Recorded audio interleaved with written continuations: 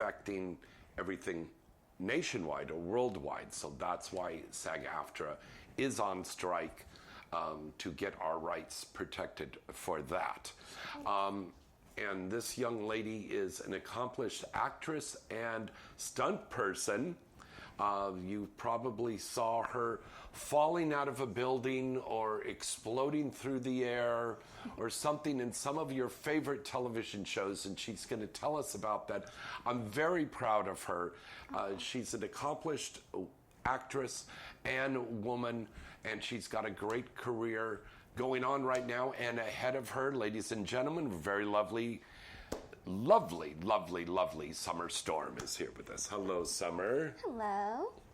We also have MC Gainey, a great friend of mine, one of the most prolific and popular character actors in the world.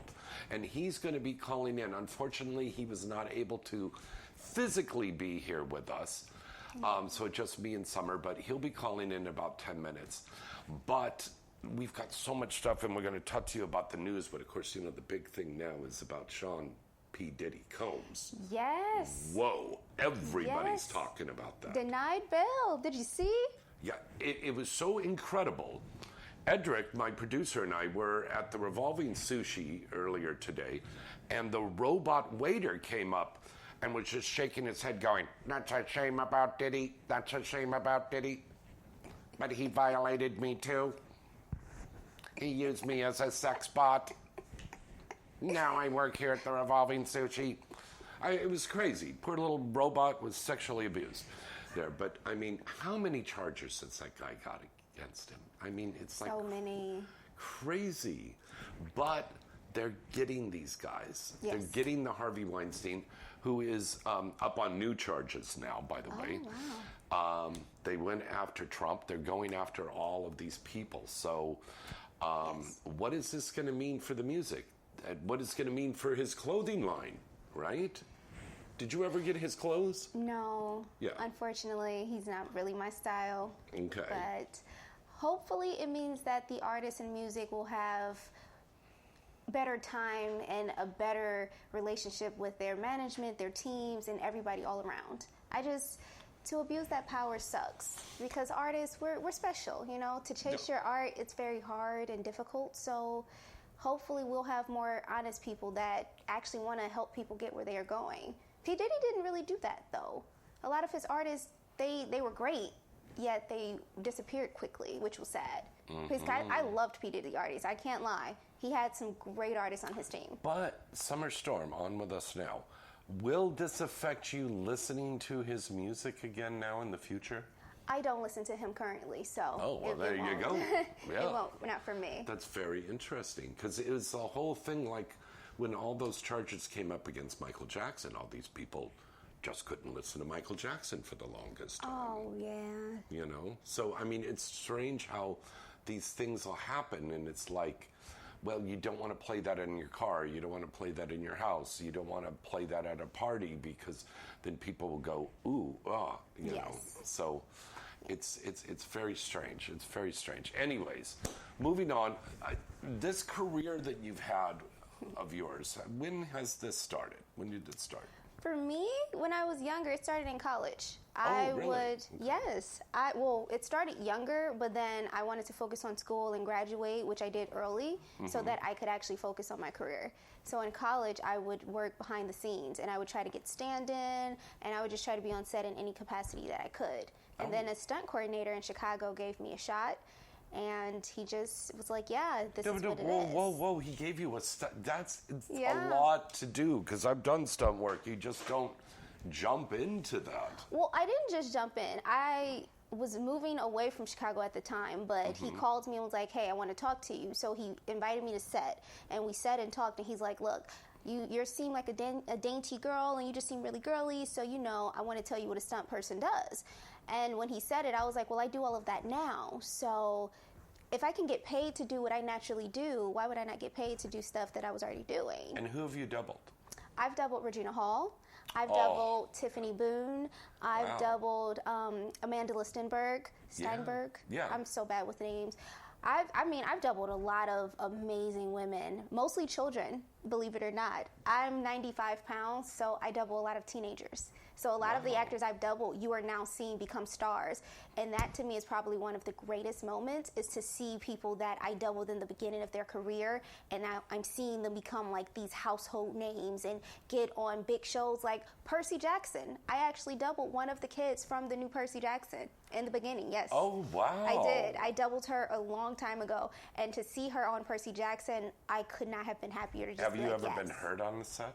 I have, just once. Yeah. Yeah, something went wrong one time, but I was fine, luckily. So after that, everything was good, but I had a little concussion. Oh. It's okay. Oh, honey. It's okay.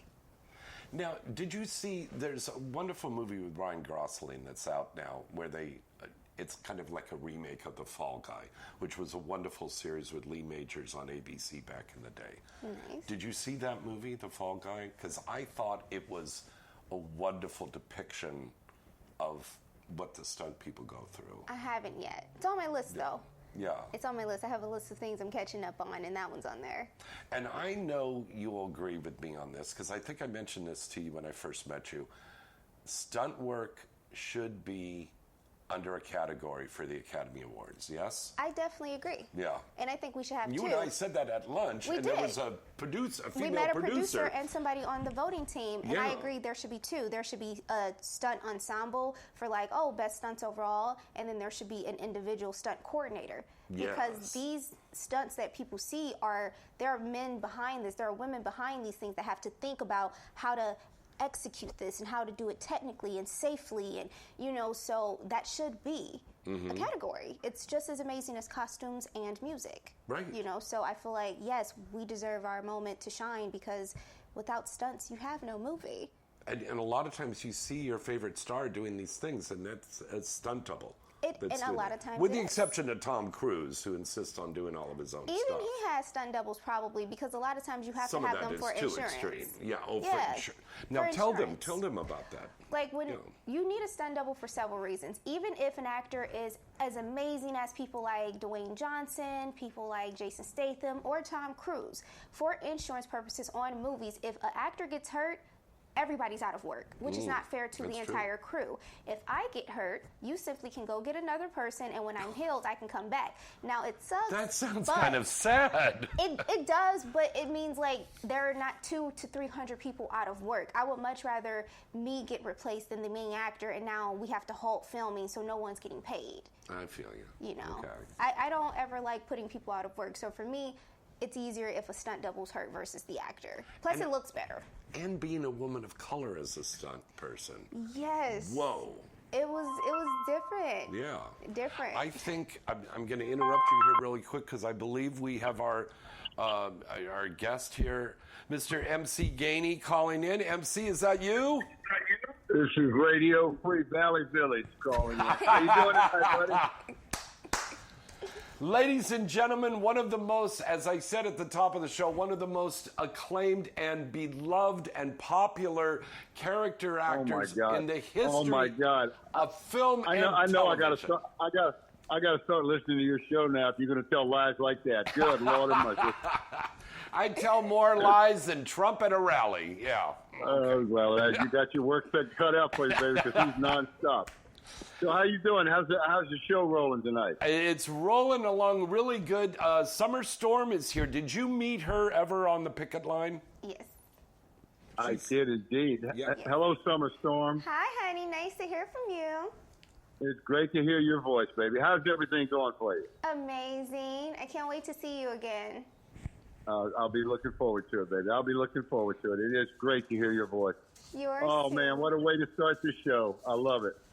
This is amazing. Now, at the top of the show, we were talking a little bit about the news, and we're talking about how California's governor has signed legislation to protect Hollywood actors and performers against AI.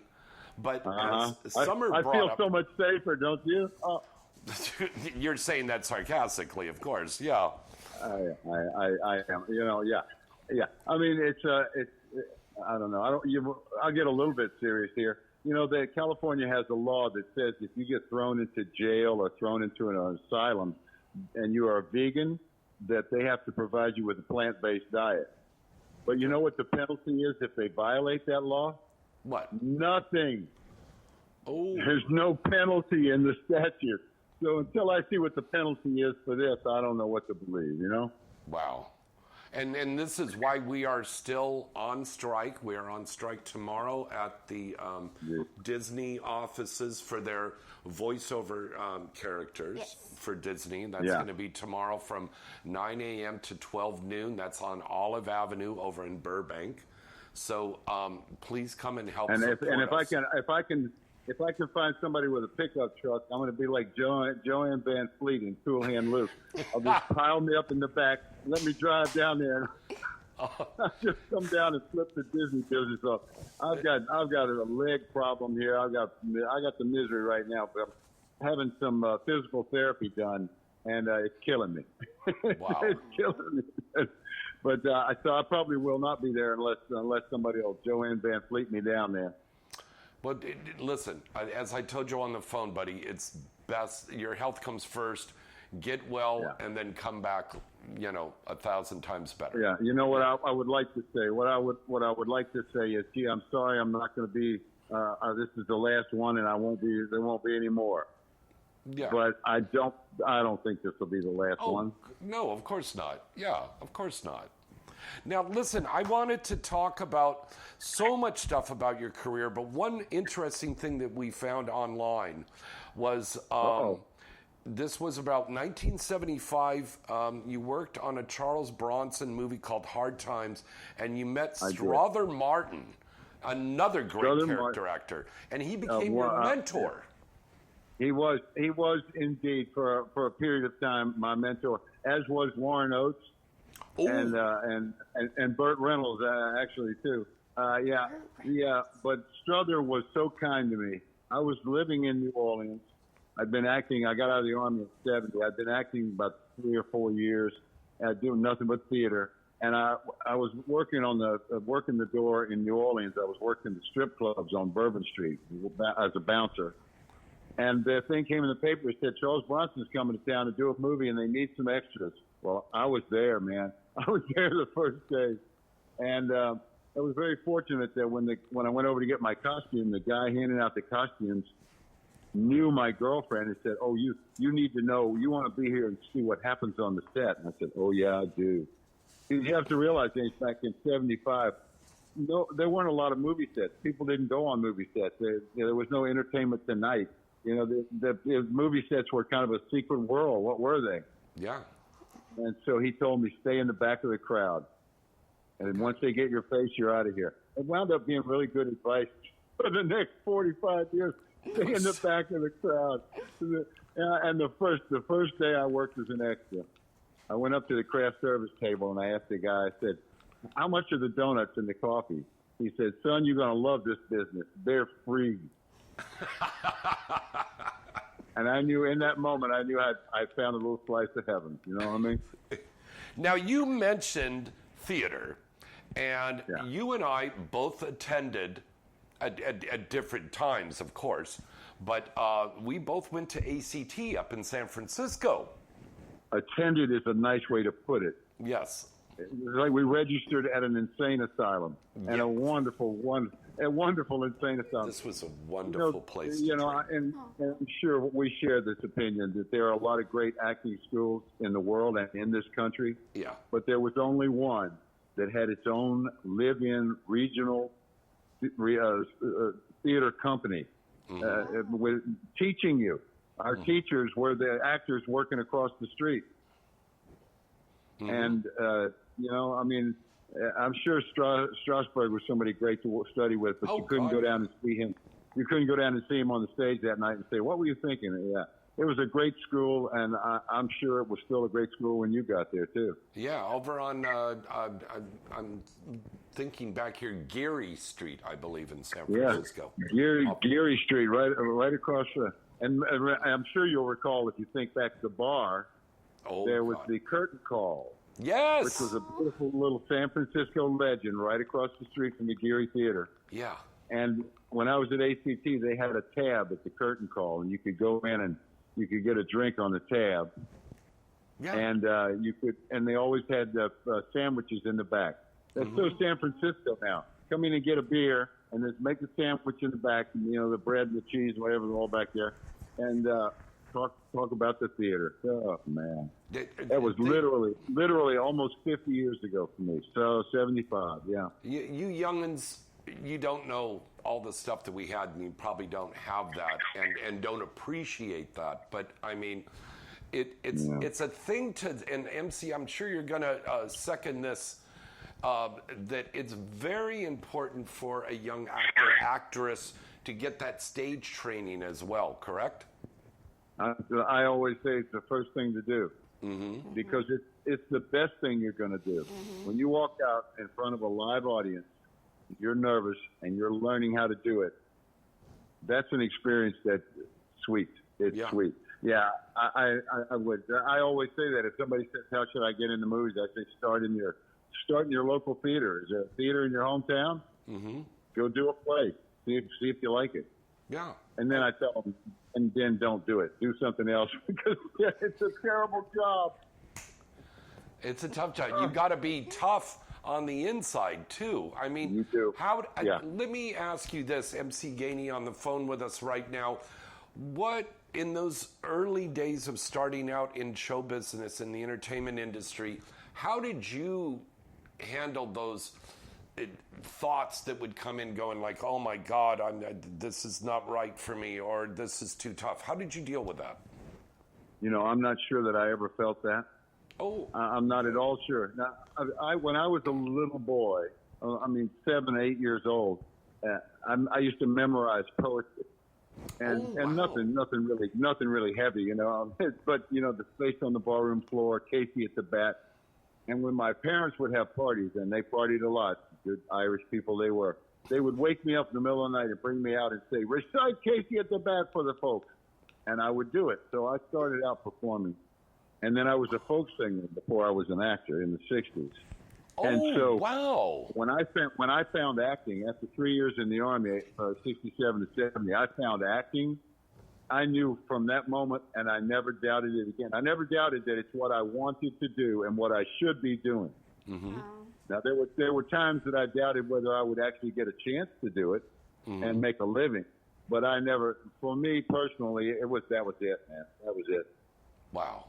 Now, let me ask you about that first movie you did. It looked on, when we did some research there, your first credited movie was Time After Time with Malcolm McDowell? Yeah, that's a nice way to put it. Yes, credited, yes. Yes, okay. It's a nice way to put it. I had a non-speaking role. As a young policeman. I mean, you'll love this. Yeah. I'm glad you asked me this, because this takes us from ACT right to Warner Brothers. Okay. Our dear Warner Brothers.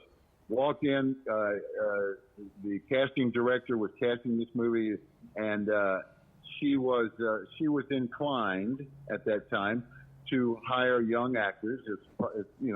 God bless her, that's what she liked to do.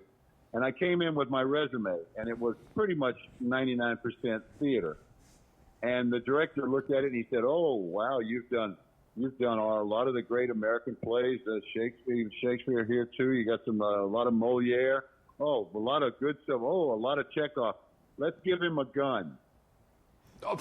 And they cast me as a cop. Okay. But he was a British cop, a London Bobby, and he didn't have a gun. He didn't have a gun, and he didn't have a line. Did they have those clubs? Indirectly, the movie is about Jack the Ripper, and I came along and found one of his victims lying in an alley on the British street at Warner Brothers. It was a wonderful plot idea. It was H.G. Wells going back in the time machine to capture Jack the Ripper. Jack the Ripper. His friend came in and stole the time machine and went to 1975 San Francisco. And a great cast, and Malcolm McDowell. I mean, of course.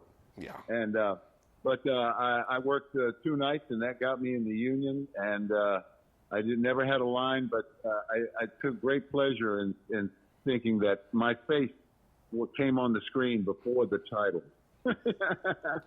You are also one of the very few actors that has done not only the television version, but the movie remake, and I'm talking about The Dukes of Hazzard. Ah, yes, indeed. I loved it. Yeah, and once again, doing the TV show, was a great thing because I was surrounded by some great actors. James Best, I love James. He was great. Or Sorrel Book. I mean, just really fine act. And then for 40 years later, I got to do Roscoe P. Coltrane in the movie, and surrounded by all the broken lizards. And Willie Nelson and Burt Reynolds and I know. And you were the sheriff, and you had that little you had that basset hound, I think it was, right? Oh, what a beauty! His name was Butch. What a great guy! I want to tell you something about Butch. He was a pro. He was a pro. We were working a courtroom scene on Friday, and the director Jay Chandrasekhar looked over and asked the trainer. He said, "Will he yawn on command?" And I said, "I will." And he said, "Shut up." He said, will Butch yawn on command? And the wrangler said, "He will Monday." We came back to finish the scene Monday. The guy made a gesture of opening his hands, and that dog yawned. Wow. I mean, I wanted to slink out of the set. I mean, I have been outacted by dogs, chimpanzees, elephants, chickens. I mean, I've been acted under the table by all of them. But that dog, old Butch, that day, he crushed it. Oh my God! And Let's anytime jump. you get a chance to hang out, anytime you get to hang out with Johnny Knoxville and Willie Nelson and Burt Reynolds for a few months, it will expand. Willie Nelson. It will expand. God. Oh man, that's a legend. That's a legend. One of my heroes. One of my heroes, man. Absolutely one of a kind. Doing it his way or not doing it at all. Man, I love the guy. Love it. I've done, I think, 3 movies with him. Oh, good. Can you tell us the other 2? Well, let's see. After the first one, it's hard to remember. He was in Beer Fest. Oh, I remember that. I remember talking to you at Beer Fest because I had that show back then, LA Nightlife, and I think we interviewed you. It was the red carpet was at the Egyptian Theater on Hollywood Boulevard, if you remember that. For Beer Fest, was it? Yeah. Okay. Yeah. And Cloris Leachman was in that one. Oh God, I loved her so much. Oh, yeah. What a, I mean, there's a certain humor that I get from being an old man now in this business. That when I was young and younger, I always gravitated toward the older performers. From the first day I was on the set to right now, there's a group of people, old timers, that get together. I won't say where because they're not looking for company. At a place where Paul Mazursky used to sit every day. It's in Hollywood, and they would drink coffee and talk. And Paul is long gone, but there's still a group of people who've been sitting there once a week. They get together, and they sit and talk to each other for a few hours. And I'm fortunate enough to have been accepted in that group. And there are 4 people around the table over 90. Whoa! So I'm a kid. And one of them is Ronnie Schiff. It was Gomer Pyle's sidekick, the great Ronnie Schiff. Yes, Ronnie Schiff is a prolific character actor, comedic character actor. So much great stuff. He's in my personal Hall of Fame, and he's still a dirty old man who's a lot of fun to drink coffee with and talk to once a week. So Cloris Leachman was another one. She was a great old broad, incredible actor, and just a wild thinking thing. A beautiful person all the way around. Let's jump ahead to Lost. How did that all come about, and that character you did on Lost? Well, how did it come about? I said yes. I answered the phone and said yes, and flew to Hawaii. I had never seen the show. And I was brought on to be in the last episode. And I had been on record as saying among my agents and such, as saying this show will never work. It's like Gilligan's Island. All these people are stuck on an island. I always had a problem with Gilligan's Island. The Harlem Globetrotters got crashed there, and they managed to get away. And yet all those other people couldn't get off the freaking island. It's terrible. So I said, I thought it was Gilligan's Island. And I said yes anyway because it's in Hawaii, and I wanted to go to Hawaii. Because the reason I'm saying this is because I had no idea who I played. I had no idea who my character was the first day I got there and the last day I left, 5 seasons later. I knew who I decided. I knew who I decided he was, but nobody would ever tell me anything. They wouldn't tell me, and not just me. There were a lot of people that didn't get told things. They said, "Do what you feel in the moment, and if you do something we don't like, we'll tell you." And sure enough, from time to time, I did things they didn't like, and they were not hesitant about telling me. If you know what I mean. What about your character in Wild Hogs there with the late Ray Liotta, Tim Allen? Oh boy! What a cast in that! Yeah, that was a blast. That was an absolute blast. It's my last motorcycle movie, I can assure you, because I personally rode motorcycles all over the world for about 30 years. But when you're riding vintage Harleys and you have a scene where 14 people are going to run out and crank their Harleys all in one shot and drive away, that ain't going to happen. Just guarantee there'll be at least 4 of them that ain't going to crank. Yeah. So it was riding a lot of Harleys around and hanging out with the great Kevin Durant and Ray Liotta, as 2 of the best company people you'd ever want. And Bill Macy. Bill Macy. And wow. Bill Macy, and Tim Allen and Martin. And, and I'll tell you something. Now, this is young actors that are listening to this. This will probably make them laugh. But Travolta had a lot of grease with the studio. He could get whatever he wanted on that movie. Yeah. He made them hire the greatest caterer in the business. I wish I could remember their name. I'd be pimping for them right now. But this caterer, they didn't buy pies on their way home at night. They baked pies. Wow. They were He never ate one meal on that truck. He wanted the crew and the cast. Yeah, Travolta. He wanted the crew and the cast to have really good food, so he used his grease for that. He had a private chef because he was losing weight while he was doing it. He had no intention of eating on that truck, but he wanted to make sure that the crew he was working with would be happy, and we were. We were, baby. That's the kind of guy John is, right there. Wow, that is so cool. Yeah, I know. That was my reaction too. Just a sweet guy, great guy to work with. And just a lot of fun, man. A lot of fun. Let's talk about MC. Let's talk about Con Air. That is such. I've got a lot of fans that saw online that you're going to be on, and they're just like, "Oh my God, Con Air." They're just talking. I know, about man. I love the Conarians, baby. They're a wild and beautiful race. It's James, it's a family picture. If you happen to live next door to the Manson family, I'm just gonna, right. Yeah, you know what? It was a lot like one of my favorite movies is A Cool Hand Luke. An opportunity where 50 actors get to work together, people who are always competing with each other, because we all look like convicts and bikers, Yeah. And so for 10 years, and then you walk in and they're all there, man, in one place. Right. And the funny thing was everybody was trying to be the baddest ass they could be. They were getting the biggest tattoos, and they were lifting the weights and pumping it.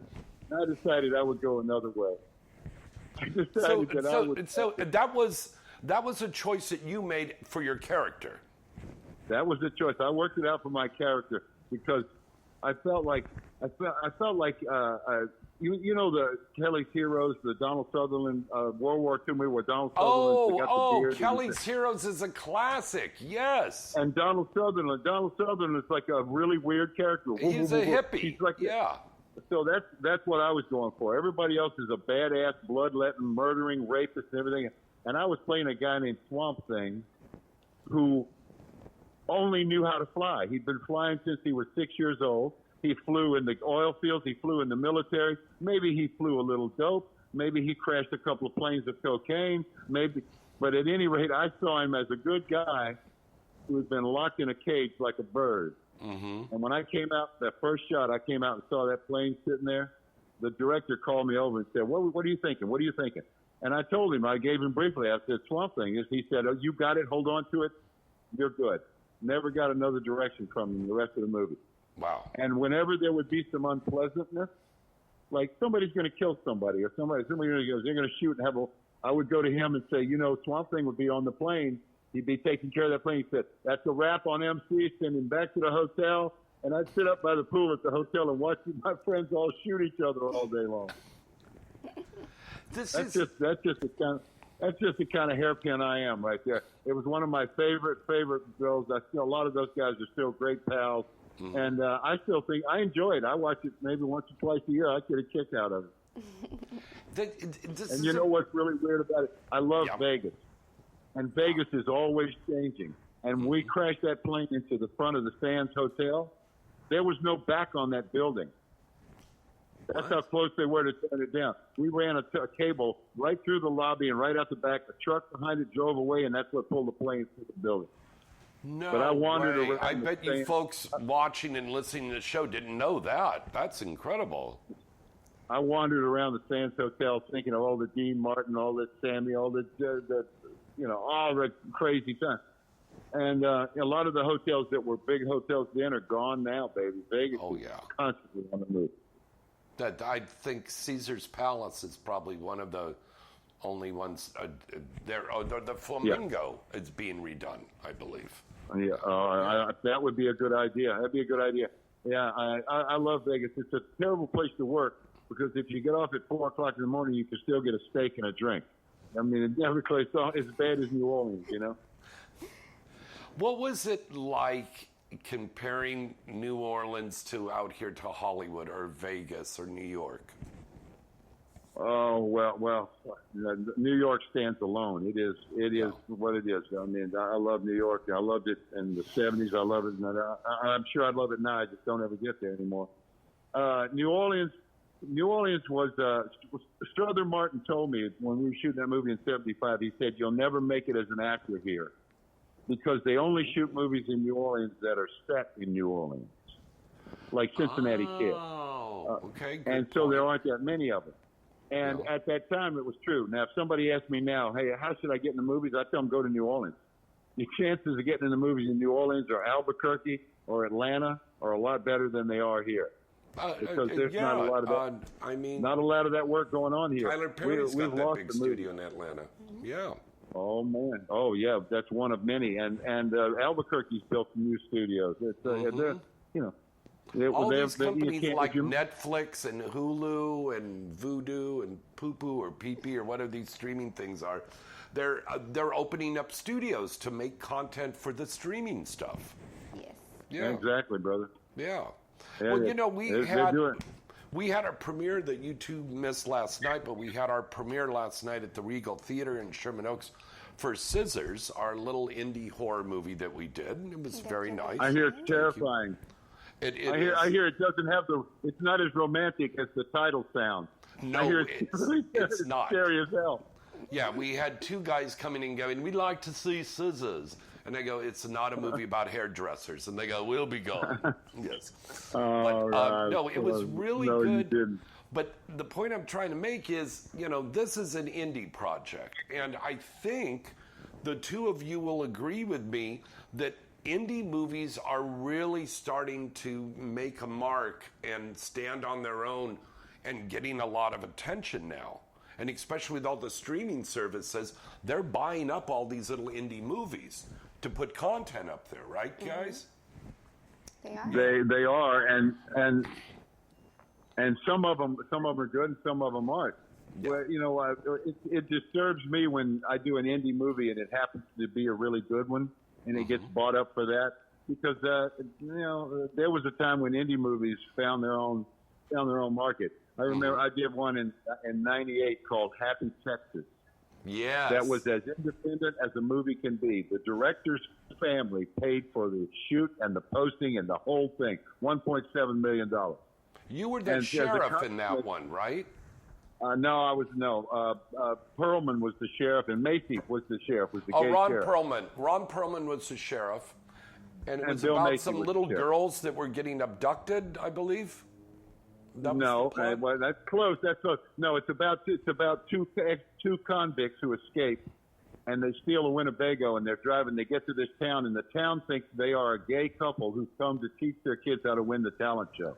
Oh, and it's yes. Steve Zahn, and Jeremy Northam are the two convicts. Yeah. And I'm the third convict, Bad Bob Maslow, a true psychopathic killer. Anyway, it's a wonderful comedy, and it was independent. They took it to Sundance and sold it for $10 million. What? and it put it in every theater. So that's what independents used to be able to do, and we all got points on it. So we all got, we got taken care of with real front end points. Mm-hmm.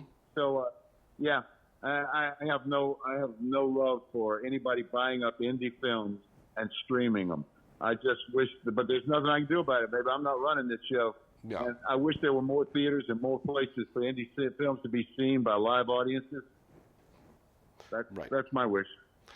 Sideways that you did, that was an indie, was it not, originally? Sideways was, I would think it would qualify as an indie. Yeah, it was not made by a big studio.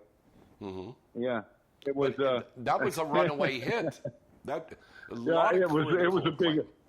It was a big hit, much bigger than I ever anticipated when I signed on for it. I had no idea that would be the movie that everybody saw that Alexander made. That would be the one, for obvious reasons. Yeah. And I was surprised to see. You know what? I was really surprised the other day. There's a Japanese version of Sideways with Japanese actors and a Japanese script and subtitles. And it's kind of the same thing. These two guys go to the wine country and things happen, and it's kind of the same exact movie, but they're all Japanese. I've never seen that anywhere else. I just discovered that a week ago. Oh my! So did you get a chance to watch it, MC? I did, and it's pretty good. Wow! It really is. It really is. It's pretty good. That the two Japanese leading actors were wonderful. I recommend it if you're really looking for an experience and you love Sideways. Now, what about the actor who played your character? I don't know who he was, but they went a different way. My wife looked like a dominatrix beauty queen in this movie, and was not Japanese. Okay. And my character looked like a Rock Hudson handsome guy with a shotgun, trying to shoot him with a shotgun as he's running away with my wallet. So it's a little different. There's some difference in the movie, but yeah, that's a lot different. Yeah, I had that. I would say I was asked about Sideways the first 2 years after it came out more than any other movie ever. Wow. And MC, if you could give some advice for a young actor or actress out there watching or listening to the show right now, what would you tell them? Boy, that is a familiar question, and a lot of that answer depends on the mood that I'm in. I'm in a pretty good mood right now because I enjoy talking to you, buddy. So I would say, make sure you're doing the right thing and do it, and don't let anybody talk you out of it. If it's the right thing, I mean, I had to walk away from family and friends that wanted me to live a different life, and a lot of other people have walked away from more than that. But if it's what you're supposed to do, you'll do it, and that's just the love of doing it is what you'll get. There you go. And you wind up with a pension. Wind up with a pension, you're ahead of the game. Yeah, amen to that. Amen to that. Do you have? Listen, I want to tell you, I hope Scissors finds a good run somewhere. I hope so too. If not, I hope they pay through the nose to get it, baby, because you deserve it. Thank you. You're talking about me like I'm a legendary guy. Dude, if somebody Googles you, they'd say, how can he look so young and have done so much shit? I'm sorry, did I say that? No, you did, and I fucking love you for saying that. That's okay. We can swear on this show. It's the truth, dude. Yeah. It's the truth. You're a dinosaur yourself, and there's not much difference between us. I love you. So, I love you, buddy. It's a pleasure talking to you. Thank you. Listen, the next time I'm doing it, from time to time I get to do a little thing at KPFK. Okay. And if I'm getting to do another interview there, I might ask to return the favor and get you to come on and let me question you. You got a lot of shit I want to talk. You got stuff I want to talk about, bud. You got stuff to talk about, pal. I'm in pre-production on a comedy movie that I'm going to be doing with Joe Reitman, and we want to bring you in for a cameo on that if you can. Yeah. Count me in, pal. Count me in. Just Do know, you have know that I'm walking a little crooked these days, so don't get me to do too much. We'll write it in the script that you're sitting for the whole scene. Now you're talking. It's truly a pleasure, and your producer's a great producer too, by the way. A lot of class the way you're running this. I love it. Thank you, MC. MC Gainey, everybody. Thank you. Have a good night, buddy. and tell that beautiful friend of mine there that I send her my regards and good Well, night. she's sitting right here. Tell her yourself. It was lovely to talk to you, and I hope you feel better soon. Thank you, darling. It is, and if I don't see you tomorrow, Strike, I might see you in one next month. Okay. You got it. All right. Take care. All right. MC All right, Gainey, y'all have fun. everybody. Be careful driving home. All right. Thank you. All right. Adios, amigos. Adios. Adios. Wasn't that incredible? Amazing. A legend. Wow. A living, breathing legend. So much stuff, and I mean, we didn't even touch in a lot of these stuffs. He was on gave two us- different soaps. But he gave us better tea. We Yeah. found out stuff that not in there. Yeah, I mean, Cold Case, Bones, The Mighty X-Files, Ducks. The Mighty Ducks, The Mighty Duck. Like, come on. That's, Night Court, L.A. Law, Cheers. Two soaps he was on. He was on Days of Our Lives and General Hospital. and X-Files. And Happy Days. He was on Happy Days. My God. A legend. You know, do yourself a favor. I'm sure you recognized his voice. And I think we put some pictures up during the interview there. So you saw him and stuff, and you go, oh my God, yeah. And that always happens to a lot of my friends that are character actors. Yeah. They're walking around, they go to the store, and they say, people come up and go, aren't you so-and-so? Whatever happened to him? And I go, it's me, I'm right here. You know, it's like, yeah. But yeah, wonderful, wonderful character actor. I'm just so blessed that we know him and we Amazing got guy. a chance for him to call in. We're going to go to a commercial break. You want to do that? Let's go to a commercial break right now from our wonderful sponsors. And then we come back, we're going to take your phone call, and we've got some more entertainment news and a lot more coming up right after what? This. That part.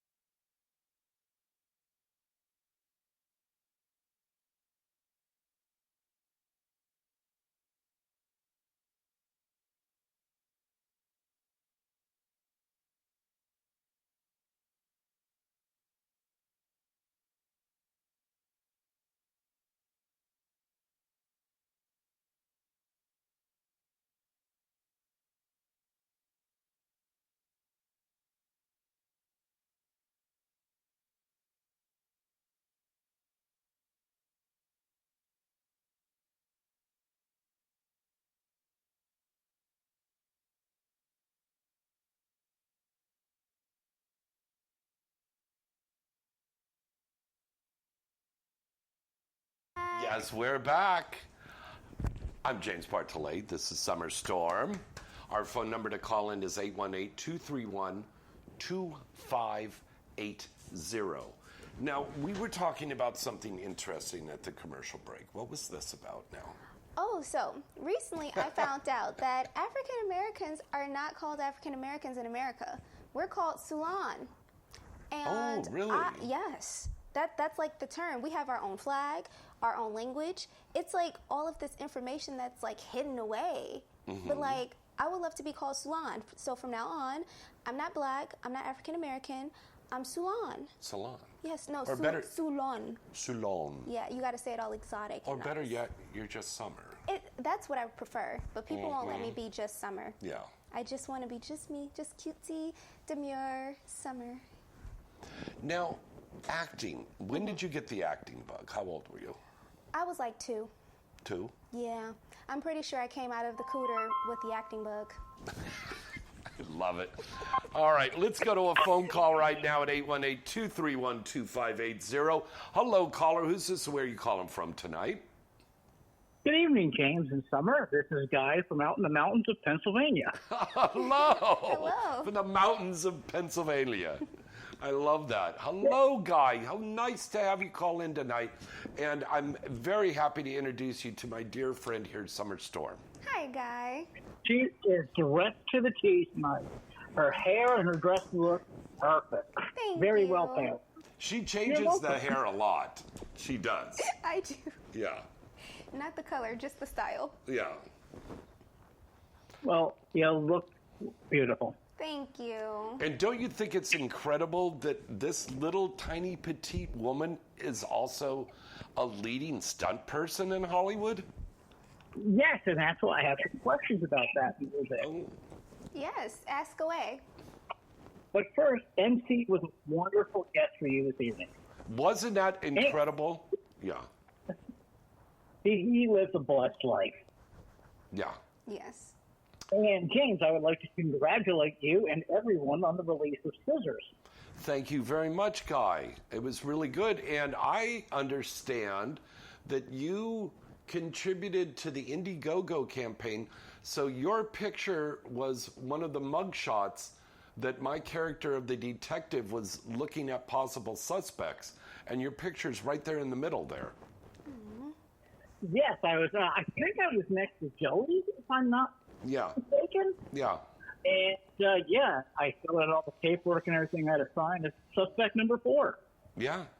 It was a good movie. Yeah, it's good. I think people are going to like it. I know there's a huge fan base out there. They're gonna love it. Yeah.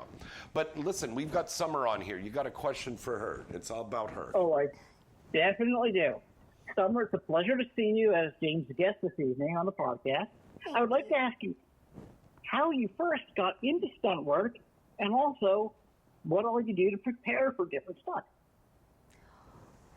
Interesting question. It's actually a really good one.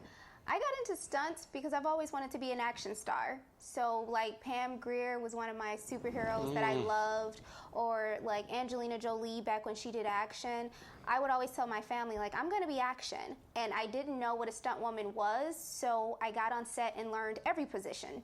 And then when I figured it out, a stunt coordinator gave me an opportunity and was like, well, we will Taft-Hartley you, which if you don't know what that means, it means it's your first job in the industry. So to get unionized, they will pay so that they can unionize you so you can work on the project. And I was offered that opportunity. And from there, I did such a great job that they just kept calling me back. And it spitfired. It just kept going. And I was just like, okay, I love this. I make great money. I'm traveling the world. I mean, what can be better than doing something you love and getting paid to do it while traveling? Oh, absolutely. You know. What was the most difficult stunt that you've done? That's a good one. To date, I would probably say jumping out of a moving car or being set on fire, Ooh. both of which I went into completely blind and having never done. And both I rocked. Like the moving car, it was just kind of like, you got to do it. And they thought I was scared, and I was like, no, I just want to get on here and do it. And yeah, I jumped out of a moving car, and then it exploded, and I was so proud of myself. Now, what Oh, movie was that, fantastic. and who were you playing? That was actually a TV show. It was Sony's TV show that was off the game. It was called Powers, and it was this amazing show that was like a superhero show, but it was way more adult. Yeah. And it was fun. It was actually the first show I was the lead double on, and I doubled the main character. And they didn't want to hire me because I was so green. They were like, "Oh, you're so new. You can't do this." And I killed it. Like, I rocked it. Everybody was just so impressed. And it's probably one of my favorite jobs. Powers is a guy, I don't know if you've seen this one or you folks at home. It's a very good series, and I guess it's kind of like a college or a university for aspiring superheroes or something, or kids with powers. Something like that. Yeah. A lot of people with powers, and then it focuses on like a detective, and he is like a mix of Constantine mixed with a few other people. So it's actually really good, and I love superhero everything. So like The Boys, The Avengers, like Marvel, DC. I'm all about. Well, The Boys is like softcore porn. The Boys is definitely near softcore porn. I've seen way more penis on The Boys than I've ever seen in anything superhero. But that's okay. That's okay. There is a fine line between these shows and stuff in the adult industry, and you know they're trying to shut down the adult industry, but you don't hear them going after those shows. So Project 2025 is trying to shut down the adult industry, but they didn't say anything about Boys or Game of Thrones or any of these other shows. And there is a lot of nudity on these shows. Oh God, yeah. Go back to Californication. Oh yeah. Okay. Yeah. Or Nip Tuck. It was a pleasure talking to you tonight, and I thank you very much for taking my questions. You guys take care and have a great evening. You too. Thank you, Guy. So I always have great viewers and fans watching this show. Sweet. Yeah. And he's a supporter. He supported your movie, so. And supporting you. Oh. Yeah. Such a sweetheart. We should maybe rename him Playtex, because he's like lifts and separates. It's a support. You're hilarious. That's the way I go. Yeah. All right. So, interesting stuff with that stunt work there. The one where you got lit on fire, what was that? That was several projects. I've worked on Chicago Fire, where I've been lit on fire as a bride. That was fun. And What? Yeah. As Now, a bride. how do you have this beautiful hair? Obviously, Well- it's your real hair and then a cap or something. Well, the thing is, I never am lit on fire with my real hair out. Yeah. So I'll cornrow my actual hair, and then they'll put a wig on me, and then they like gel me up. I was worried about the hair thing, but honestly, it was like I have all these people, and I have to put my trust in them. I have one person who has a fire extinguisher. Then there's my actual balls. It was fine. Yeah. I don't know. I think I've always been crazy, so I wasn't nervous. I kind of was just like, it's just a little fire, which is probably, I don't know. That's Now- why I'm a stunt woman. I don't want to give away the secrets of show business, but say you're doing the bride. You have that wedding gown on. Is there some protective material or something put on you? Yes. Okay. So underneath, since they can't see my legs, I have on my fire safety clothes, at least under the bottom half. Yeah. And my arms that are out, they'll gel me down. There's a fire-specific gel that slows fire. Nice. And the piece that they lit was something specific, so it was only supposed to burn slow. And then in post, they add all this extra with it. But there's definitely a few extra steps. And we only had like 3 of those, so they were very specific for fire safety. Right. Like you light it and it goes very slow. So they Now, do it. in the some of these other ones, have you had explosions and you had to go off that leap board? No, no. I more get dragged or pulled.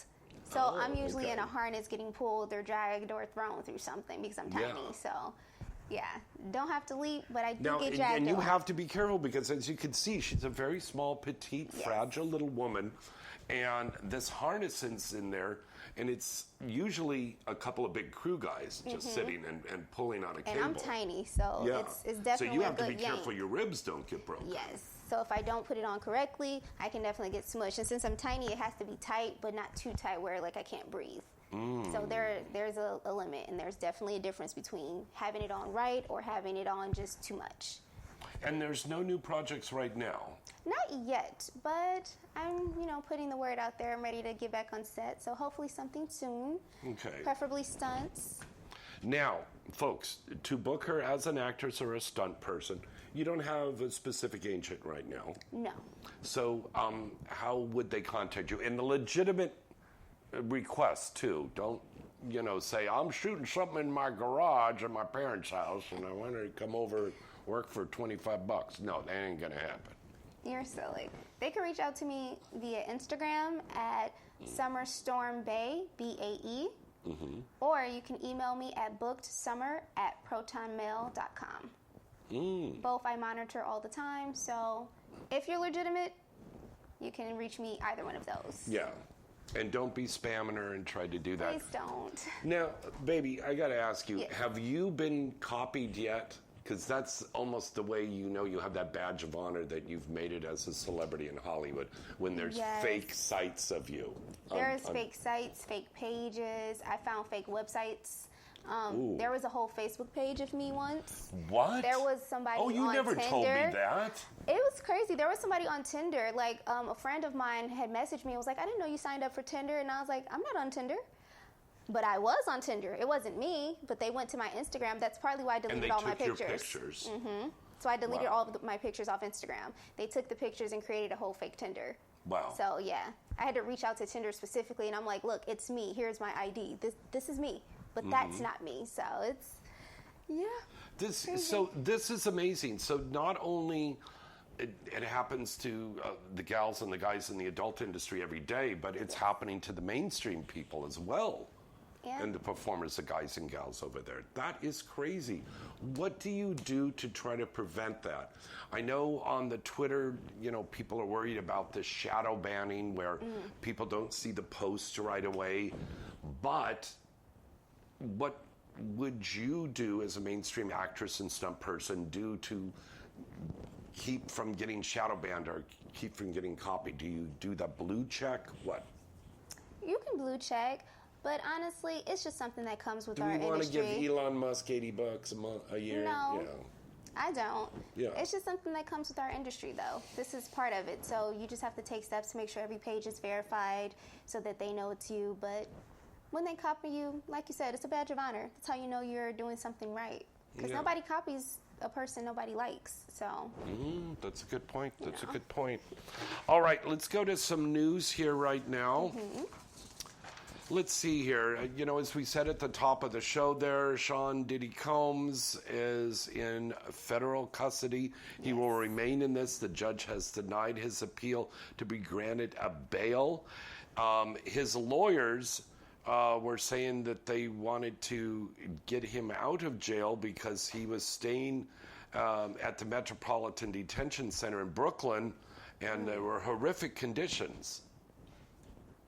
I mean, it's jail. So. Yeah, it's jail. So what did you expect? It's not the Four Seasons. You're not going to get Cavassier and caviar. I guess in jail. we thought. That part. Dom Perignon. Yes. Here's some good news here. One of my favorite shows on TV, and now coming up to its 50th season, Saturday Night Live. And it's iconic because Jason Reitman has a movie that comes out in 2 weeks, less than 2 weeks, it's called Saturday Night, and it's about that first episode, that first night on Saturday Night Live. Aww. Incredible. I've seen some trailers of it. It looks like it's going to be a great movie. But Saturday Night Live begins their 50th season next weekend on September 28th. Gene Smart is going to be the host with Jelly Roll as a performer.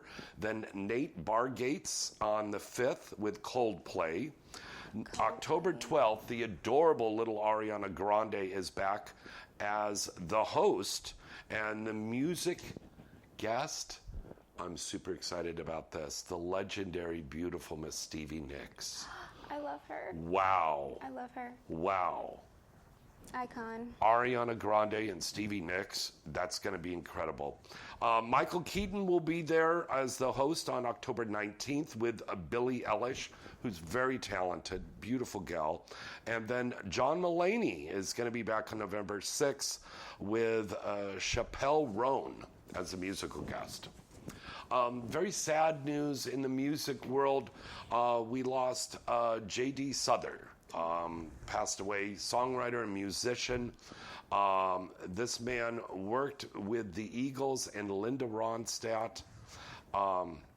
Some of your favorite song, if you're a baby boomer like me, you remember Best of My Love, James Dean, New Kid in Town, Heartache Tonight. He helped collaborate on those wonderful songs. He worked with Bob Seger, Bonnie Raitt, James Taylor. He was going to start a tour with Carla Bonoff on the 24th, and now they've canceled that tour there. So our condolences go out to J.D. Souther's family and friends. Now also, we lost another iconic actor, the voice, you've heard him everywhere, James Earl Jones. We lost Mufasa, y'all. Yes.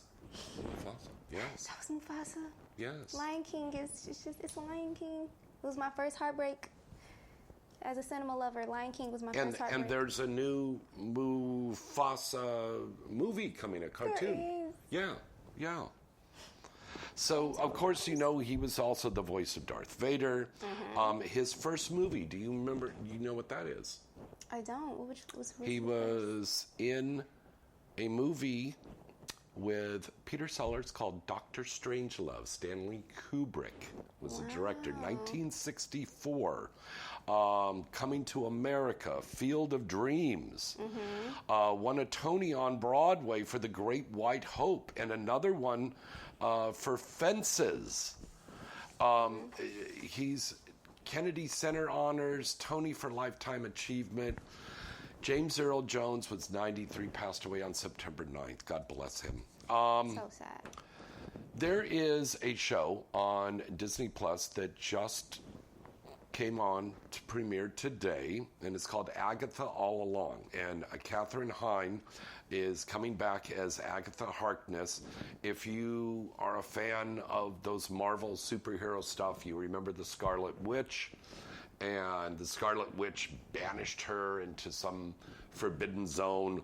Well, now she is coming back with her own show. That was WandaVision, was that show? Yes, WandaVision. She's back in this new show with Aubrey Plaza and Patti LuPone, the legendary... I love Patti LuPone. Oh, I love her. Legendary performer. And that is all now on Marvel television there on the Disney Channel. So go and check out that one. It's called Agatha All Along. I had a wonderful friend and fan who been a fan of mine for years. She came to the premiere last night. We had a lot of wonderful fans there. Thank you guys all for coming. She brought this old newspaper from 1999. It was called Rock City News. And they did a big article about me, LA Nightlife with James Bartolet. They used to do, I'm going to put that up here. I don't know if Edric can zoom in on that one here, but thank you so much for bringing this to me. You got to get that framed. Yeah, that's incredible. Wait. Yeah. Drag show tonight. What? Yeah. Mockingbird. In the 90s. Mockingbird Land. Yeah. This was the Rock City News. You see, back in the day, kids. In Hollywood. There would be on not just the weekend, but on any given night on the Sunset Strip, just tons of people cruising up and down, going to all of these clubs, seeing the live music venues, going to the nightclubs. Wow. And this was back in the 90s. I mean, even a little bit in the early 2000s. But it was always packed. The rock and roll was thriving. Now you go down the Strip, it's like a ghost town. These nightclubs, I don't know, there may be so coffee cool. shops or something like that. But the live music venues, and my producer and I were talking about this earlier today, about live music venues. Where is the stuff for the live, I mean, there is a few live music venues left, but not a lot of them. Very few. Yeah. And I still go to live music. What's that? No, and it did. Yeah.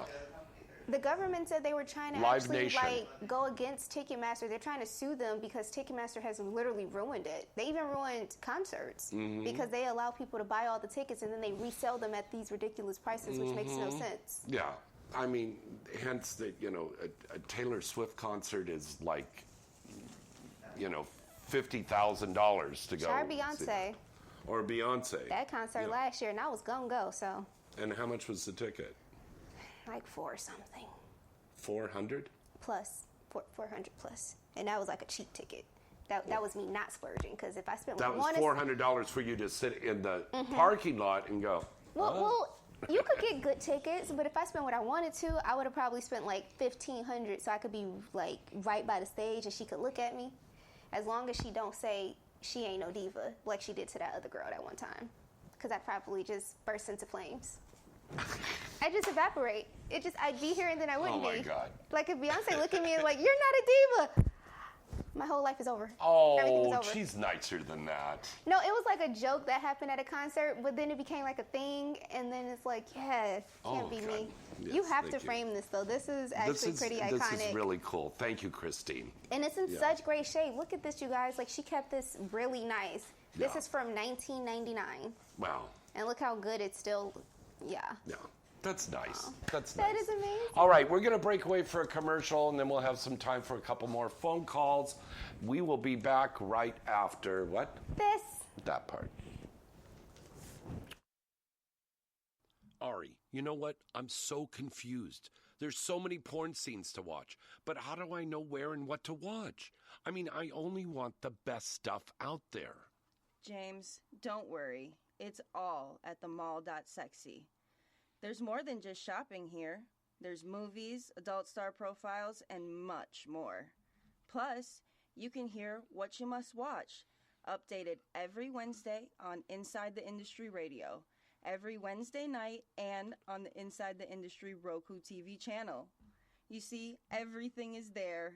Go check it out today, themall.sexy. Are you feeling like the spark has fizzled out in your relationship? Has the excitement between you and your partner taken a back seat? Well, don't worry, you're not alone.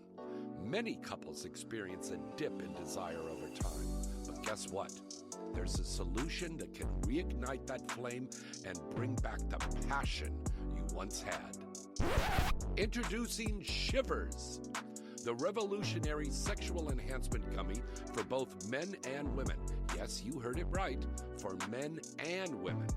Shivers is here to help you and your partner rediscover that sizzle in your relationship. Now picture this, you and your partner feeling sexy, confident, and absolutely irresistible. That's the power of Shivers. Our specially formulated gummies are designed to help you feel more aroused, increase sensitivity, enhance your libido, and get you in the mood for some steamy nights ahead. Oh my goodness. Kiss me. But that's not all. Shivers isn't just about the physical, it's about reigniting that emotional connection with your partner.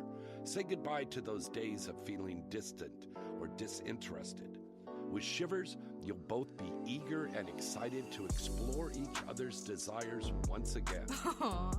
Oh my! Don't let a lackluster libido dull your relationship any longer. Try Shivers today and let the passion take over. Shivers, because every moment together should be electric. Available now at shivers.store. That's shivers.store.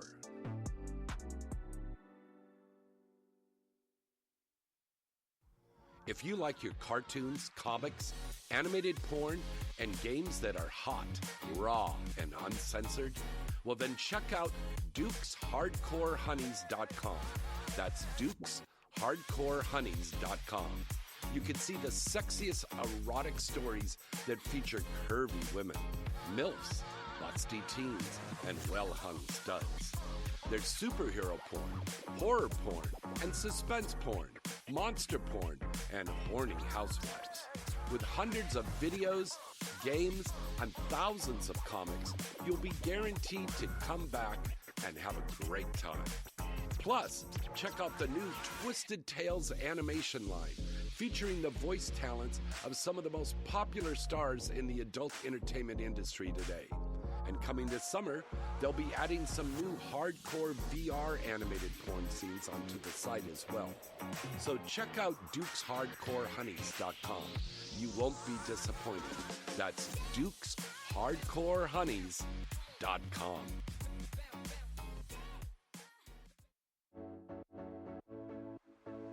It's time again for the exciting Exotica Expos.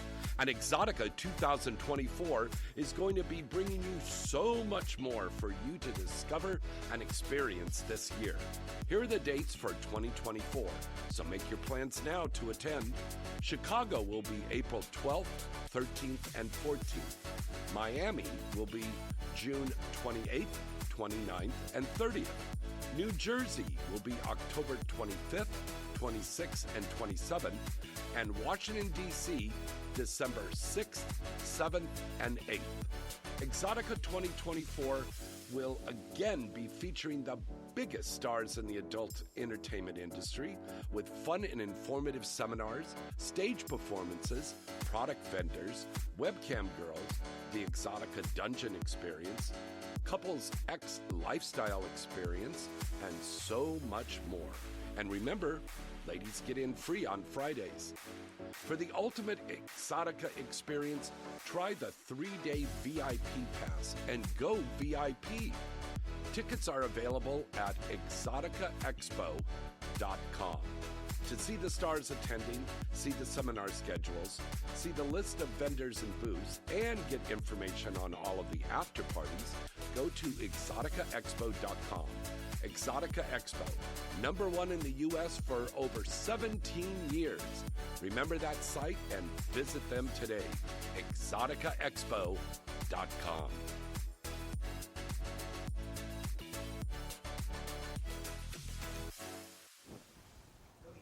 Welcome back, James Bartolet and Summer Storm.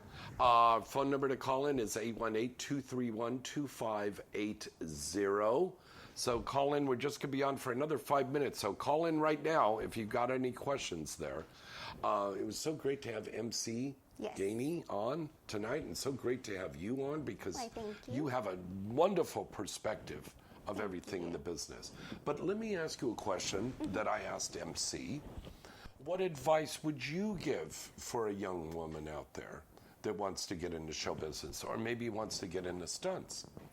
If you want to get into stunts or show business, you have to truly believe in yourself. Know who you are and be grounded in that, because this is an industry full of a million different types of people, and it can be easy to lose you. But if you go into this business like I did, knowing who I am and what I want from this, then you'll have the time of your life. I created something that no one thought I could do, and I did it. You did this yourself. And I did it. Yeah. I did it myself. I didn't have help. I'm not a nepotism baby. Everything that I've gotten in this industry, I worked for, and I worked from being an extra. Like, literally, I worked from being an extra, and then I was like, okay, how can I get a better position? And then I became a stand-in. And once I became a stand-in, I was like, okay, now I'm around everybody. Now I can learn and pay attention, and I can listen. And then I built a network and connections. And then before I knew it, stunt people were like, oh, she does stunts. And I had all these videos, but know who you are. That is the most important thing you can do for yourself in this business. Like, when you get on the set, study and watch how they're setting up the lights or the sound or directing. I got so good. I knew names of pieces. I knew what a pizzle was. I knew how they would light a scene. I was so good on Vampire Diaries that I would sit there with the director telling them what they were going to do. And they're like, dang, Summer, how do you know? And I'm like, I pay attention. That's how good. I love that show, Vampire Diaries. And I worked on there for about 4 or 5 seasons. Wow. I stunt doubled, and I worked as a stand-in, and I worked as a photo double. I was Cat Graham's photo double for a lot of years. Wow. So, yeah, when I say worked my way up, I worked from the bottom. And while I was working on there, I was doing stunts on other shows. And this was all SAG work, too. Most of it, yes. Yeah. All SAG. All my stunts were SAG, but the stand-in stuff, no, because I was working in different states, not Cali at the time. Yeah. But yeah. Now in Cali here, you're protected on that. Yeah, in Cali, I'm protected, but when I got back here, I was already doing so well with stunts that I was going from show to show. I was being flown here, flown there. I was working with stunts, so I didn't need stand-in. Like, before, it was more so, like, I don't want to be bored, so I'll do it. Plus, it was good money, and it was consistent money. But out here, it's definitely a little bit better, and we're protected. That reminds me of a question that I got from a young lady this afternoon. She said, please ask her this when she comes on. Is there a training place that you could go to learn to do Yes. these stunts? There are a few training places that are legit, and you can go. Some of them are kind of members only, so they're a little bit harder to get into. But if you are a gymnast or someone who is really active or military, they always look for people that do any of that because you guys' skills are very useful. So That's important. if you're to any have of that that gymnastics. they love gymnasts. They love, even though it never really made sense to me because they add flips where flips don't make sense. I love stunts, but Yeah. if we're in the middle of the fight and you do a backflip, I'm not gonna wait before I shoot you. Wow. Not in the movie world. I'm not gonna wait. I'm just pop. We're done. Like, you're not about to be flipping on me and like, who got the energy? I'm just saying. But they love gymnasts. Plus, you're athletic, so that gives you a leg up. Yeah. If you're athletic, being a stunt woman is about like athleticism because a lot of what we do is being very active. Whether you're running or you're holding yourself or you're picking something up or fighting. But yes. And you don't have to look exactly like that actor or actress that you're doing the stunts for. I haven't looked like any of mine, whether it be skin color, hair, whatever. No, and then I'm usually skinnier than them, so I'm normally really small, and then But they're like patting you me with up. all that stuff. Yeah, they pat me up quite a bit. Like sometimes they're like, "Oh, she's a 00," and the actor is an 8, and it's like, but there aren't many black stunt women, so you either get a black one who's not the size, or you do something that you probably shouldn't do. You know, which Interesting. Oh, that's still an gets interesting done, thing. but shouldn't be. Wow. New future plans of something that you might want to do? Yes, I want to start doing shorts. So, Oh, okay. if you are an aspiring actor and you live in LA, you should definitely hit me up because I want to do shorts. I am getting into directing. I directed my first project last year.